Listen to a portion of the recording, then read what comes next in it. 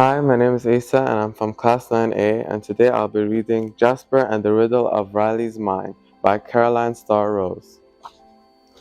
Chapter 1. The blanket over my head don't block out the sound. A tapping at the window sharp as hailstones.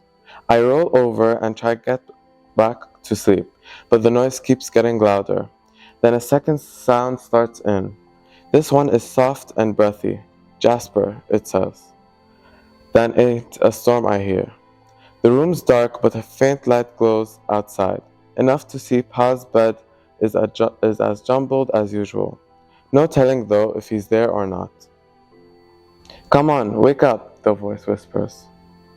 Melvin, my brother, on the porch. I listen close for where the funny noise is coming from.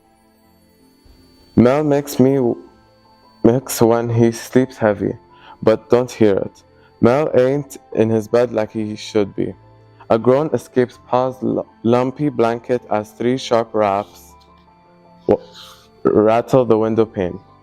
Don't know how I missed him earlier, blowing in how he does. Loud and clumsy as a blind moose. Usually mad as one too.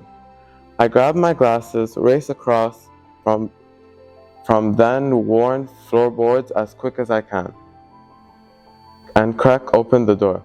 There's my brother on the other side. He hoots and grins as he swings a newspaper over his head. The lantern he holds jitters, casting jagged shadows. You need to hush, I slip out. Onto the porch, shut the door gently behind. Mel quiets some, but he still dances around. If I didn't know him better, the way he was acting was pure crazy on his face. I'd think he'd go into Pa's liquor. Any second now, I expect Pa to fly out of the bed, cussing like a kicked cat, and knocked some sense into him. Where have you been? He said. I take the lantern from Mel's hand and set it on top step on top for safekeeping. Where are you doing out here anyhow? I was talking with the man at the wool mill and lost track of time. The lantern hardly gives off any light, but even so, Mel's eyes shine unnatural-like. He smiles as though he can't hardly keep himself. Then I had to get at Hanson's for a newspaper before the others beat me to it. I don't know what Melvin's on about, but in the middle of the night. Jasper, there is something I've got to tell you that can't wait until morning. That's why I called you out here. Mel glances at the darkened window. I didn't want to wake up Pa. Mel ain't one to come home late, and he certainly don't run around all honors. My hands feel funny, and hot, and cold at the same time. What is it?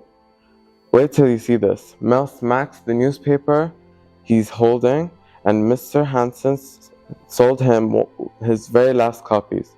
We ain't had a newspaper for years. It's one of them luxuries we can't afford. July 17, 1897. I read aloud. Latest news from the Klondike, 9 o'clock edition. It's morning Seattle Post Intel Glancer. The words run bold across the middle.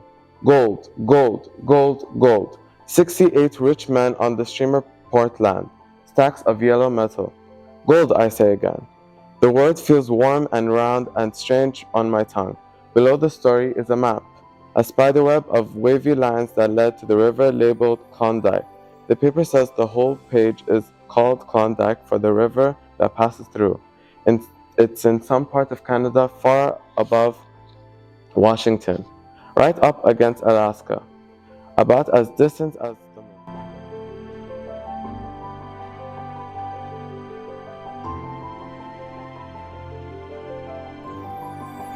If you've enjoyed this story by Jasper and the Riddle of Riley's Mind, you can find it here in the middle school/high school library. For more stories like this, find the author Caroline Starr Rose.